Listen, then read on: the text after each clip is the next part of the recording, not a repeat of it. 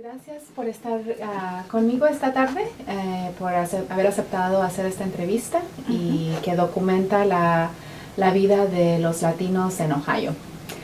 Primeramente, ¿nos puede decir su nombre, por favor? Mi nombre es Julia Marcela Hernández, pero prefiero que me digan Marcela. Okay. ¿Dónde nació y creció usted? Yo nací en Bogotá, Colombia, y crecí ahí hasta que tenía 17 años.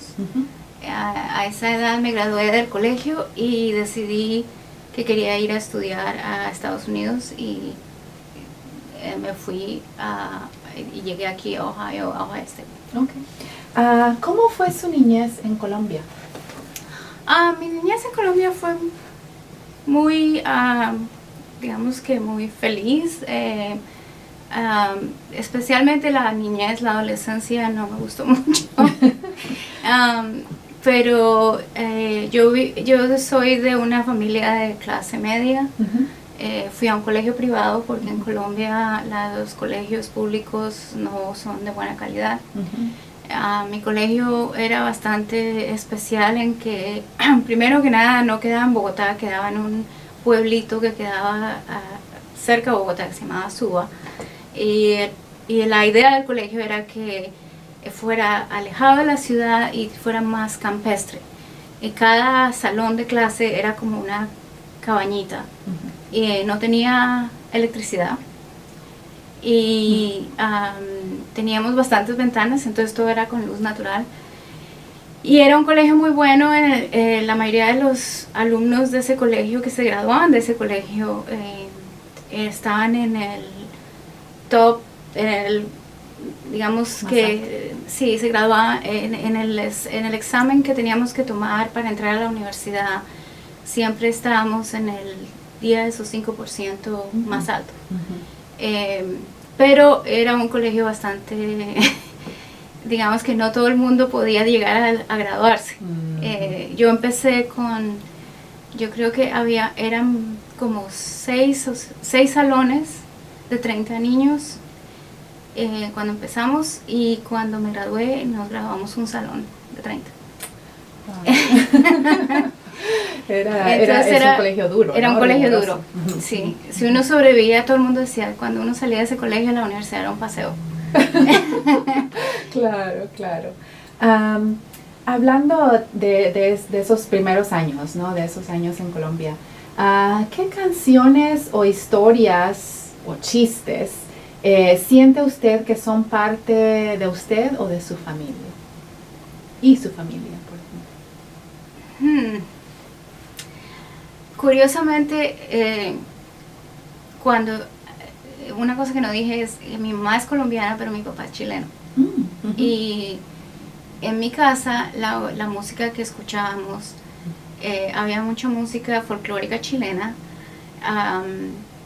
Escuchábamos mucha música clásica, y a mi papá le gustaba mucho el jazz, escuchábamos mucho jazz.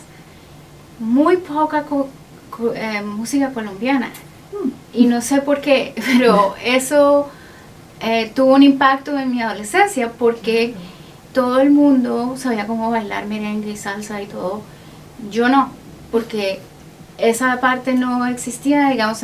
Ahora mi familia más, digamos, los hermanos de mi mamá, cuando iba donde mi abuela, ahí era donde uno escuchaba música colombiana o música tropical o música latina, que no fuera chilena. Y fue con mis tíos y mis primos que medio aprendí a bailar. Pero ellos para ellos eso fue un proceso mucho más natural y orgánico que para mí, porque yo no tenía no estaba expuesta a eso. Y además yo no era muy sociable tampoco. A mí no me gustaba ir mucho a fiestas y cosas de esas, entonces tampoco lo practicaba ni nada. Pero, o sea que en cierta forma yo siento que cuando yo crecí en Colombia, crecí como en una burbuja, porque yo no tuve muchas cosas que son típicas de Colombia, no fueron mi experiencia. Por ejemplo, las comidas también eran muy distintas a lo que los colombianos típicos comen. por la influencia de mi papá. Entonces, por ejemplo, en Colombia, pues, obviamente todo el mundo desayunaba con café, yo desayunaba con té, que era es más común en Chile. Que es más común en Chile el té que el café, pero después, como en mis años de adulto, he cambiado. Digamos que hago 50% café, 50% té. Pero sí, mi niñez fue muy, muy distinta, digamos, que a la niñez típica de un niño en Colombia. Okay. ¿En qué año llegó usted a Ohio por primera vez? Yo llegué aquí en diciembre de 1986. Okay. ¿Y cuál fue su primera impresión de Ohio? Súper frío. Estábamos en invierno aquí. Como el año escolar en Colombia empieza en febrero y termina en noviembre, yo no podía empezar aquí en el otoño. Yo tuve que empezar, idealmente yo quería empezar en enero, pero en esa época Ohio State tenía quarters o trimestres, y el trimestre, yo tenía que empezar con el trimestre de invierno, pero mi inglés no era lo suficientemente bueno para entrar de una vez a clase, entonces tuve que hacer un trimestre que solamente era inglés como segundo lenguaje. Y ese fue el primer trimestre que hice acá, y me tocaba ir a West Campus, o sea, me tocaba tomar el bus y esperar en el frío. O sea, yo no vengo de un sitio, Bogotá no es una ciudad, o no era una ciudad, porque ahora con global warming ha cambiado. Pero en esa época Bogotá era una ciudad templada, era como el clima de Ohio en el otoño, todo el tiempo. Pero el frío de invierno que hace aquí, nunca. Sí. Entonces para mí eso fue tétrico. Por supuesto que al principio estaba fascinada con la nieve y todo eso, pero después de como 2 o 3 semanas ya tuve suficiente nieve. Y estaba preguntándole a todas mis compañeras en el dormitorio, ¿cuándo va a llegar la primavera? ¿Cuándo es que deja de caer nieve? Porque ya estaba lista, ya no necesitaba ver más nieve. Y ese fue un invierno bastante suave, de acuerdo a lo que todo el mundo me decía. Las primeras memorias que tiene usted de Ohio. Bueno, obviamente llegar aquí a Ohio State, casi todas mis primeras memorias tienen que ver con la universidad. Y realmente en esa época aquí había muy pocos latinos. La mayoría de los estudiantes internacionales venían de Asia, del Medio Oriente, incluso de Europa, pero no mucho de Latinoamérica. De hecho, cuando vine, había un grupo que para la gente del programa de inglés era grande, de estudiantes latinos, éramos como 6 o 7. Y había uno de México, uno de República Dominicana, 2 de Venezuela, yo venía de Colombia, había una argentina, y creo que eran solo esos 6. Y todos eran estudiantes graduados, menos una de las venezolanas. Ella y yo éramos las únicas que veníamos a hacer el pregrado aquí. Y yo en esos años, digamos en esos primeros años, o ese primer año, digamos que pasé mucho tiempo con ese grupo, porque estábamos en las clases juntos, pero yo vivía en un dormitorio con... La mayoría de los estudiantes del dormitorio eran de Ohio, y nadie hablaba español en mi dormitorio. Pero eso en realidad me ayudó mucho a aprender a hablar inglés, porque no tenía, digamos que, por obligación, tuve que aprender. Que eso era una ventaja que, por ejemplo, muchos estudiantes que viven con su familia o con estudiantes de su mismo país, no tienen, porque cuando están en la casa no hablan inglés, entonces no aprenden tan rápido. Además, yo era probablemente la más joven del grupo, entonces uno entre más joven, más rápido aprende un idioma. Claro. Entonces eso me ayudó.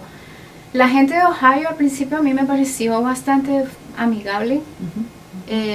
Uno iba por la calle y lo saludaban. Todavía. Y me doy mucha cuenta de eso cuando voy a otras partes de Estados Unidos y me doy cuenta que allá eso no pasa. Sí. Aquí la gente en general son muy amigables. Mucha gente no tiene ni idea, en esa época no tenían ni idea de dónde venía yo. Sabían que yo no era de aquí, pero no sabían de dónde era porque no encajaba en los grupos que generalmente se veían. Yo no era china, ni era hindú, ni era mexicana. Y cuando trataban de adivinar de dónde era, me decían de todo menos lo que soy. Incluso los mismos estudiantes no tenían ni idea. Incluso tuve una compañera de cuarto que pensaba que todo el mundo que hablaba español era mexicano. Claro. Y la forma como me di cuenta de eso fue muy cómica, porque me dijo que tenía un compañero de clase que era mexicano. Y le dije, sí, ¿de dónde es? En México. Y me dijo, de Puerto Rico.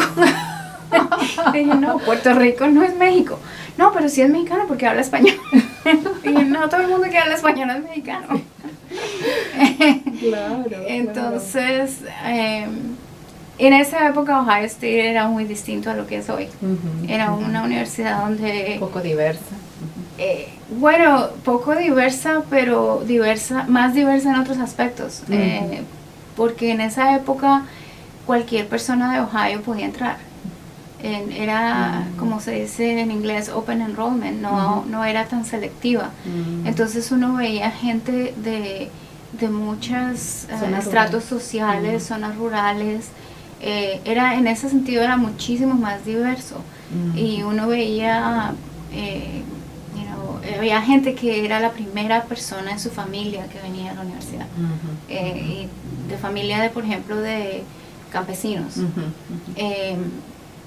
Y ahora digamos que hay, pero no es muy distinto el grupo de estudiantes que uno ve ahora aquí. En esa época creo que los estudiantes eran más ingenuos. Y había muchos estudiantes que no terminaban. De hecho, en mi dormitorio yo creo que de todas las muchachas que estaban en mi mismo piso, con las que yo hablaba bastante, ninguna se graduó. Yo fui la única que se graduó. Entonces eso, digamos que tal vez por eso la universidad cambió tanto las cosas, porque mucha gente venía por un año y no volvía. Entonces cambió la estrategia. Pero era interesante ver esa parte de la población de Ohio, porque yo nunca hubiera conocido a esa gente. De hecho, como yo era estudiante internacional en esa época, eran muy pocos los estudiantes internacionales que eran de pregrado. Entonces, cuando la universidad cerraba, porque se acababa el trimestre o porque era un día festivo, yo no tenía dónde ir. Entonces, porque los dormitorios los cerraban y yo no podía quedar ahí. Entonces, mi compañera de cuarto me llevaba a su casa. Y ahí me di cuenta que una cosa que me impactó muchísimo, ella vivía en las afueras de Cincinnati, y una cosa que me impactó muchísimo es que durante el tiempo que estuve en la casa de ella, que fueron como 2 o 3 días, en ningún momento se sentaron todos a la mesa a comer. Cada uno andaba por su lado, cada uno comía por su lado. Y eso, y ella me explicó que era que a la mamá de ella no le gustaba cocinar. Entonces, y eso me pareció rarísimo, porque yo, o sea, uno viviendo de Latinoamérica, donde las comidas eran en familia, y sobre todo en la cena, pero no, eso en la casa de ella no era así, lo cual me causó mucha curiosidad. Claro, claro. ¿Cuál ha sido uno de los momentos más difíciles de vivir aquí en Ohio? Aparte del clima, ¿no? De ajustarse al clima. Yo creo que parte de lo más difícil tal vez es no tener familia cerca. hasta hace poco no teníamos a nadie en Estados Unidos. Yo me casé con alguien que conocí durante ese primer año, que él es de Venezuela, y él tampoco tenía familia aquí. Ahora un hermano de él vive aquí, pero vive en la Florida, que es como si viviera en otro país. Pero y eso ha sido difícil, por ejemplo, cuando tuvimos hijos, no tener ayuda. Y también porque nuestros hijos no han tenido el beneficio de tener una familia grande. Que mi esposo y yo ambos venimos de familias muy grandes. Mi mamá era la mayor de 10 hijos y la mamá de él era una de las menores de 12. Entonces estábamos los dos crecimos con muchos la tradición, y muchos primos, muchos tíos. Las navidades era un gentío, un boroló, y aquí todo ha sido para mis hijos muy individualizado. No tienen primos, no tienen tíos, o sea, los tienen, pero están en otros países o muy lejos. Eso no han desarrollado digamos, esa red de familia que generalmente las familias latinoamericanas tenemos. Que tiene cosas buenas, pero también tiene cosas malas. Y digamos que esa parte ha sido difícil porque nos da como nostalgia de que hoy nos sentimos como que ellos no han podido experimentar esa parte de la vida por el hecho de que nosotros estamos tan aislados de nuestras familias. Claro. Entonces, ¿cómo trata de mantener tradiciones? Ahora, usted es de Colombia y su esposo de Venezuela, entonces aquí más o menos tiene el matrimonio con el que usted creció, con su papá chileno y su mamá colombiana. Entonces, ¿qué tradiciones tratan de mantener usted y su esposo con sus hijos? Todos los domingos comemos arepas con huevos revueltos y a veces hacemos carne mechada, que es un típico plato de Venezuela. En las comidas tratamos de que ellos tengan eso. Cuando vamos a visitar al tío que vive en la Florida, siempre hacemos parada en todos los sitios colombianos. Comemos almojábanas, pan de yucas, todo eso. Están familiarizados con todas las comidas. Hablan algo de español, sobre todo yo tengo gemelos. Uno habla más que el otro. Pero el que no habla mucho es porque como a la edad de cuando estaba como en 5º grado, descubrimos que tenía dislexia. Y yo creo que yo inconscientemente le empecé a hablar en inglés todo el tiempo para no confundirlo más, porque para mí era muy importante que él pudiera comunicarse en inglés. Y yo creía que hablándole en español lo iba a confundir más y lo iba a retrasar más todavía. Entonces, y esto, como te digo, fue totalmente inconsciente. Yo no me di cuenta hasta un día que estaba mirando unos videos de cuando ellos eran más chicos y me di cuenta que yo todo el tiempo les hablaba en español. Y me di cuenta que ya no. Y creo que en esa transición uno de ellos como que de todas maneras alcanzó a absorber lo suficiente de que él puede hablar bastante o entender bastante. Nosotros vemos mucha televisión en español, entonces él, digamos que ha acostumbrado al oído. Cuando tenemos familiares que nos vienen a visitar, por supuesto todo el tiempo hablamos en español, y ellos siguen las conversaciones y a veces hasta pueden participar algo en eso, pero obviamente que no fluidamente. Así que la comida es muy importante. La comida es muy importante, sí. Ok, entonces compartió conmigo una de las cosas más difíciles, ¿no?, de estar aquí. Entonces quería preguntarle ahora, ¿cuál ha sido el momento más feliz de su vida aquí de estar aquí en Ohio? Bueno, tal vez el momento más feliz tal vez es haber tenido mis hijos. Una de las cosas de aquí de Ohio es que, por ejemplo, mis hijos les gustan los deportes y hemos desde que eran muy chiquitos han estado jugando soccer, que es fútbol para nosotros,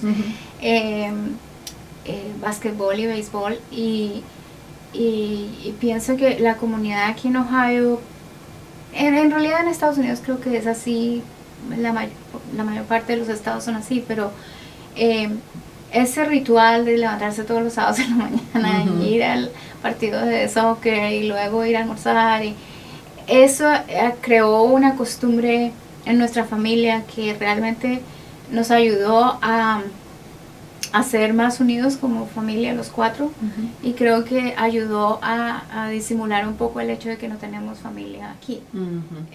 Y nos hicimos muchas amistades, mucha gente a través de los deportes. Y eso ha sido muy, muy lindo para ellos y para nosotros, porque muchos de nuestros mejores amigos ahora fueron gente que conocimos durante partidos de béisbol o de básquetbol o de soccer. Y esa experiencia, digamos, que fue ha sido muy, muy gratificante. ¿Qué trabajos ha tenido aquí? Bueno, aquí he trabajado en la universidad todo el tiempo porque yo soy científica. Yo vine aquí a estudiar genética molecular, y después de que me gradué, como me casé y mi marido tenía un trabajo aquí, decidí quedarme en Ohio State a hacer mi posgrado, y lo hice en bioquímica, y después de eso por razones personales no me pude mudar tampoco, entonces tuve que hacer mi postdoctorado aquí también. Y el problema con eso es que la mayoría de la gente en mi campo hace cada etapa de su carrera en una institución distinta. Y si uno no hace eso, es muy difícil que la institución le dé a uno trabajo como profesor. Entonces, cuando yo me vi en esa situación, pensé que yo quisiera trabajar en una compañía privada, por ejemplo, en una compañía de farmacéutica, o en una biotecnología, una compañía de biotecnología. Pero aquí en Ohio o aquí en Columbus no había nada así, y debido a todas las circunstancias personales, económicas, etcétera, no nos podíamos mudar de Ohio para ningún lado. Entonces decidí tratar de ver si me salía de hacer investigación científica, qué podía hacer. Y me metí en una iniciativa que la universidad estaba empezando, que era crear como una red a través de toda la universidad, con gente que estuviera haciendo cualquier cosa relacionada con ciencias biológicas. Y en ese esfuerzo creamos como un website que era un portal para que cualquier persona interesada en saber qué está pasando en Ohio State en ciencias biológicas, ya fuera estudiante o profesor o cualquier profesional, teníamos ahí toda la información de programas de posgrado, programas de pregrado, toda la investigación que se está haciendo, todo el soporte que hay. Y trabajando en eso, después se me presentó la oportunidad de trabajar en lo que estoy haciendo ahora, que es más, combinando trabajo de diversidad en las áreas de ciencia y tecnología, y también con reclutamiento de estudiantes de pregrado y posgrado. Entonces estoy trabajando con estudiantes que vienen del colegio, con estudiantes que están en la universidad en pregrado, con estudiantes que están haciendo posgrado y con estudiantes que están haciendo postdoctorado. Entonces veo toda la, como dicen, la trayectoria de estas carreras, y me gusta mucho porque cuando veo los problemas que están aquí, puedo ayudar a los que están aquí para que no caigan en las mismas trampas que los otros han caído. Y y eso es lo que estoy haciendo ahora. Y digamos que para algunas cosas las tengo muy enfocadas en ciencia, otras cosas son en toda el área de Arts and Sciences, que incluye humanidades y ciencias sociales. Pero, y también a veces todo el trabajo que estoy haciendo en cuanto a retención de estudiantes está enfocado en estudiantes que no tienen la representación apropiada en estos campos, que es un reto bastante alto, porque la mayoría de los estudiantes de grupos minoritarios tienen unas ideas acerca de lo que es una carrera universitaria que es muy no, es muy tradicional. Todo el mundo quiere ser doctor o abogado y no piensan, por ejemplo, en que ser científico es algo que sea lucrativo o que valga la pena. Y lo que pasa es que estos campos científicos y en ingeniería también no tenemos diversidad de ideas. Y entonces yo pienso que eso nos está costando mucho en el sentido de que no estamos encontrando las respuestas, porque la gente que está mirando el problema, todo el mundo la está mirando desde el mismo ángulo. Y necesitamos gente que venga con una visión totalmente distinta, y esa gente es por muchas cosas, muchas circunstancias, a veces no pueden llegar a esos niveles, porque hay muchos filtros por los cuales no pueden pasar.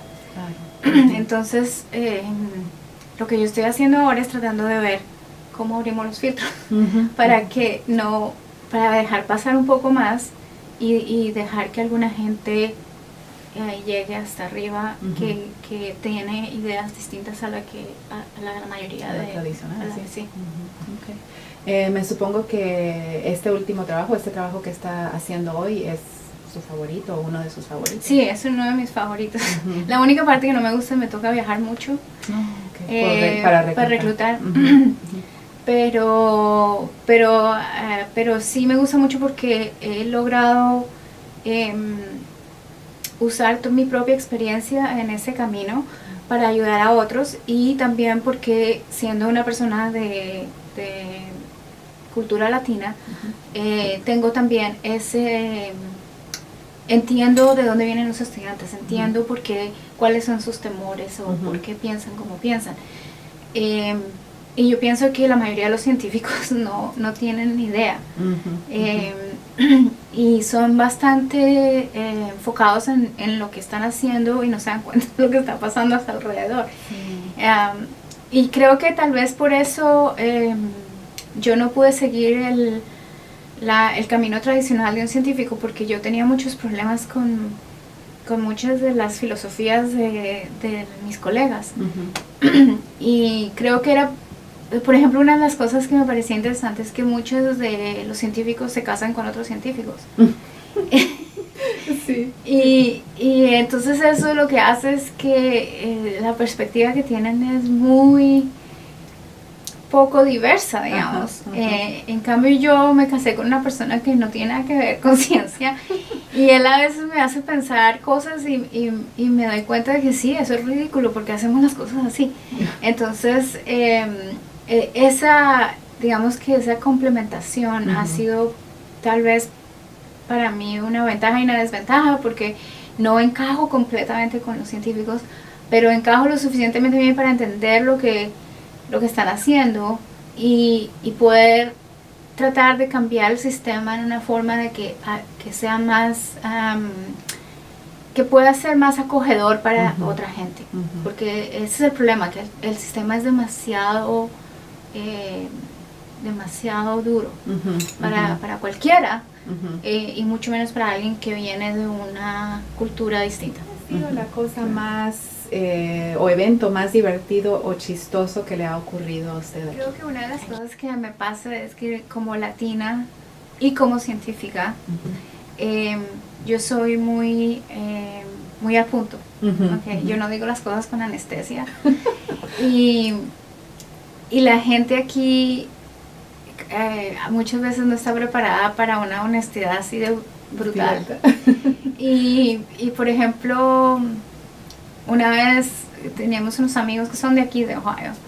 Ella estaba embarazada y yo todavía no tenía hijos. Y estábamos hablando del embarazo y tal. Y yo dije en algún momento algo así como, es increíble todas las cosas que tienen que pasar bien para que de una célula termine un bebé. Y mi marido casi me mata con la mirada que me está diciendo que uno no puede decir cosas así cuando una mujer está embarazada. Y yo, bueno, pero yo estoy haciendo como desde el punto de vista científico. Y dice, sí, pero la mayoría de la gente no es científica. Tú tienes que ser más delicada cuando dices las cosas. Y eso, digamos, que me pasa mucho. Y no sé, creo que parte ha sido por ser científica, pero también es por ser latina, porque digamos, cuando yo estaba haciendo mi doctorado, yo trabajaba con mi profesor, era argentino, y él también era así, al punto.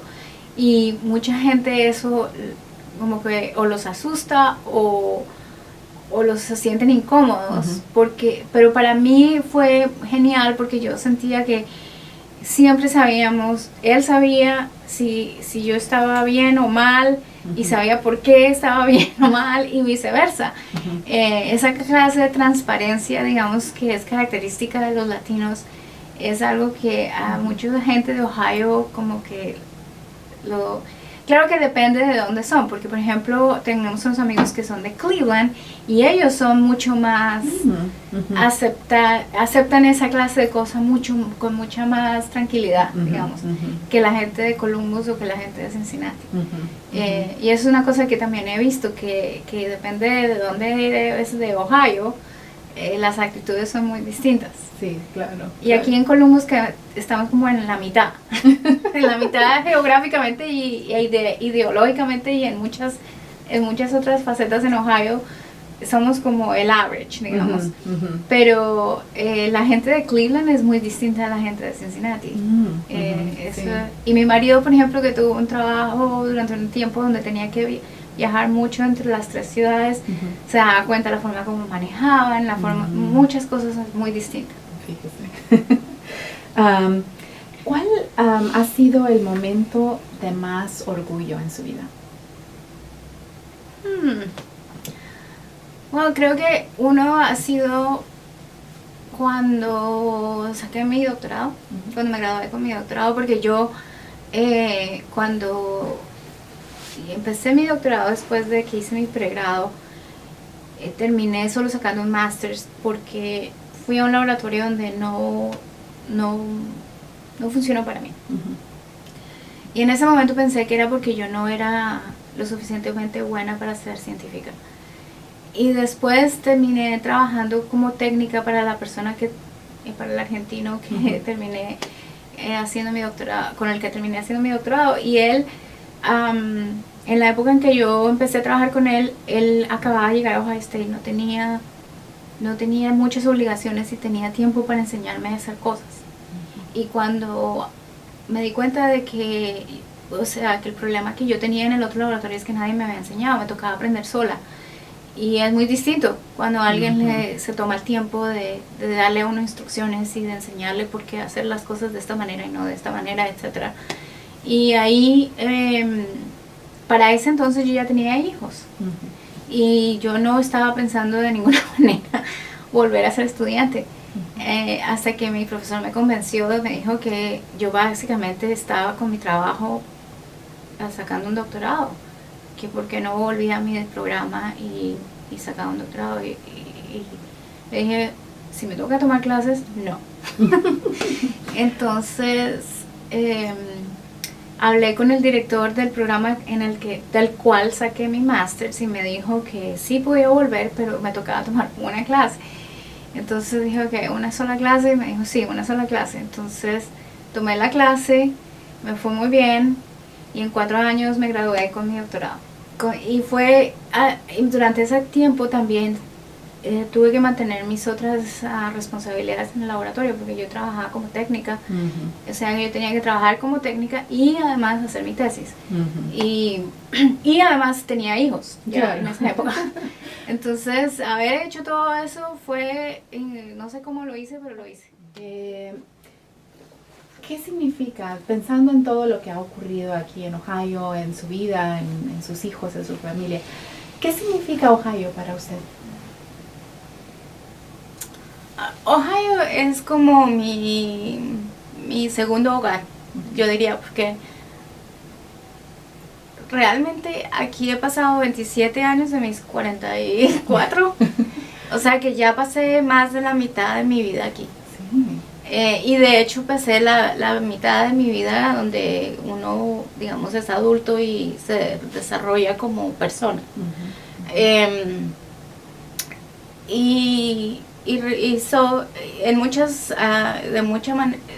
muchas ocasiones cuando me preguntan que de dónde soy y digo que soy de Colombia, en cierta manera no soy de Colombia porque yo realmente toda mi educación universitaria fue aquí. Si a mí me tocara dar una charla de ciencia en español sería un gran reto. Y realmente sí, yo la mayoría de mi vida la he vivido en Ohio. Entonces se siente parte de... Es parte, sí. ¿Qué mensaje, si usted le tuviera que dar consejos a nuevos inmigrantes a este país o a este estado, qué consejos les daría? Creo que uno debe tener una mente abierta a aprender cosas nuevas. Diría que aquí la gente en general es muy amigable y uno debe tratar de conectarse con la comunidad, porque una vez que uno es parte de la comunidad, ellos, si algo pasa, lo ayudan a uno. Yo creo que es importante tener su identidad cultural, pero también al mismo tiempo es importante no dar la impresión de que uno viene como a conquistar, como los españoles llegaron a Latinoamérica. Uno tiene que estar dispuesto a también adoptar parte de la cultura en la que uno va a vivir. Y yo creo que eso ha sido parte del éxito que hemos tenido nosotros y la forma como hemos podido formar el núcleo de amigos y de gente que tenemos en Ohio, porque no tenemos familia, es porque ellos sienten que nosotros somos del mismo clan, digamos. Somos no somos extranjeros en cierta forma. Y yo creo que este estado por lo menos todavía permite eso. Creo que hay otros estados donde, por ejemplo, cuando voy a la Florida es muy obvio que hay grupos. Y porque ya allá somos una masa mucho más grande. Entonces como que permite que la gente no tenga que adoptar la cultura americana, porque puede vivir perfectamente en una parte de la ciudad donde no tiene que hablar inglés, donde todo está en español, donde tienen compatriotas por todos lados. Y yo creo que eso hace que uno tienda a no adoptar partes de la cultura americana.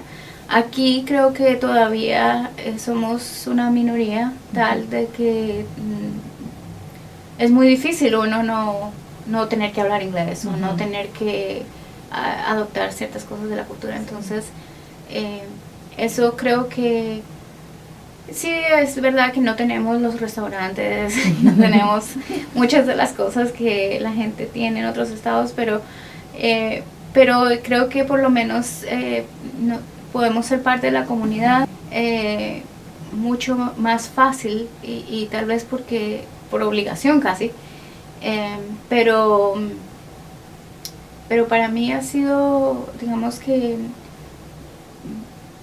nunca me he sentido discriminada así como podría haber sido en otros sitios.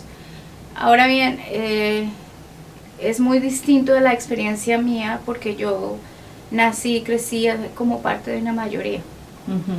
Entonces, si ha pasado algo así, pudo haber sido que no me di cuenta. Pero cuando veo a mis hijos que están creciendo aquí, sí hemos tenido algunos episodios poco feos, pero en general la gente es muy acogedora, pero nunca falta, claro, en todas partes alguien que ve diferencias como una amenaza. Entonces, digamos que eso lo he experimentado más a través de mis hijos de lo que lo he experimentado en carne propia. Interesante. ¿Hay alguna otra cosa que quiera compartir con nosotros? No. La única cosa es que me alegra mucho de saber que la comunidad hispana en Ohio está creciendo. Y espero poder aprovechar eso para poder traer más científicos en potencia a las áreas en las que yo trabajo, porque realmente necesitamos la diversidad. Bueno, muchas gracias por esta entrevista. Gracias a ti.